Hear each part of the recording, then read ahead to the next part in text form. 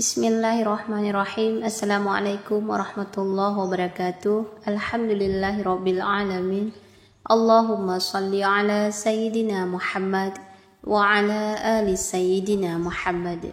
Syukur alhamdulillah kita masih diberikan kesehatan oleh Allah Subhanahu wa taala.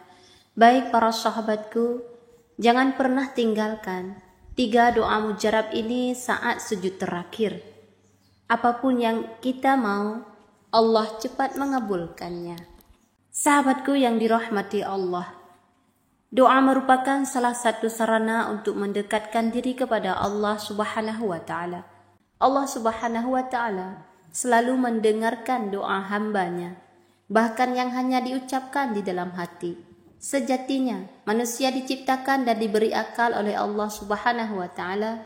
Sudah sepantasnya kita sebagai hambanya hanya meminta dan bergantung kepadanya. Allah Subhanahu wa taala berjanji akan mengabulkan doa-doa hambanya.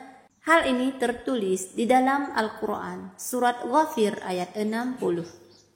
Tuhanmu berkata, memohonlah kepadaku, niscaya aku kabulkan permohonanmu. Namun, tidak semua doa dan harapan Allah Subhanahu wa taala kabulkan sesuai dengan keinginan kamu. Jika doa kamu tidak terkabul saat itu juga, Allah Subhanahu wa taala telah menyiapkan waktu terbaik untuk mengabulkannya atau menggantikannya dengan sesuatu yang lebih baik. Untuk itu, sebagai umatnya, kita harus terus berprasangka baik kepada Allah Subhanahu wa taala. Dalam hadis diriwayatkan, ada beberapa waktu terbaik untuk berdoa. Salah satunya berdoa dalam sujud terakhir saat sholat. Adapun di waktu sujud, maka bersungguh-sungguhlah untuk berdoa kepadanya, karena pantas untuk dikabulkan doamu pada waktu itu. Hadis riwayat Muslim. Adapun inilah doa-doa saat sujud terakhir beserta kandungannya yang dapat kita baca. Yang pertama yaitu doa memohon untuk wafat dalam keadaan husnul khatimah. Doa yang dapat kita baca saat sujud terakhir adalah memohon kepada Allah Subhanahu wa taala agar wafat dalam keadaan husnul khatimah. Bagi seorang muslim, wafat dalam keadaan husnul khatimah adalah sebuah kebanggaan. Ciri seseorang yang wafat dalam keadaan husnul khatimah di antaranya saat akan wafat mengucapkan kalimat syahadat, wafat karena perang membela agama dan negara, wafat karena wabah atau sedang hamil. Saat mengerjakan sujud terakhir, memohonlah kepada Allah agar dapat wafat dalam keadaan husnul khatimah dengan membaca doa berikut ini. Bismillahirrahmanirrahim. Allahumma inni as'aluka husnal khatimah. Yang artinya, ya Allah, aku meminta kepadamu husnul khatimah. Kemudian yang kedua yaitu untuk memohon wafat dalam agamanya Allah Subhanahu wa taala, yaitu agama Islam. Manusia tidak luput dari kesalahan dan kegoyahan iman. Untuk itu, sudah sepantasnya kita berdoa agar hati dan iman selalu untuknya, serta wafat dalam keadaan beragama Islam. Dalam setiap sujud terakhir, kita dapat memanjatkan doa ini. Bismillahirrahmanirrahim. Allahumma ya muqallibal qulubi tsabbit qalbi ala dinika. Yang artinya, ya Allah, wahai sang pembolak-balik hati, tetapkanlah hatiku pada agamamu ya Allah.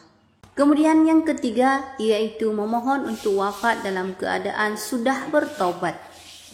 Sebagai umatnya, seringkali kita melakukan dosa, baik yang kita sadari maupun tidak. Di hari kiamat kelak, seluruh dosa akan dihitung dan kamu akan diberikan ganjaran sesuai amalan yang telah dikerjakan. Sebelum wafat, alangkah baiknya kita umat muslim untuk bertobat terlebih dahulu. Bertobat artinya kita menyadari bahwa diri ini tidak luput dari kesalahan, serta memohon kepada Allah Subhanahu wa taala untuk diampuni dosa-dosa kita.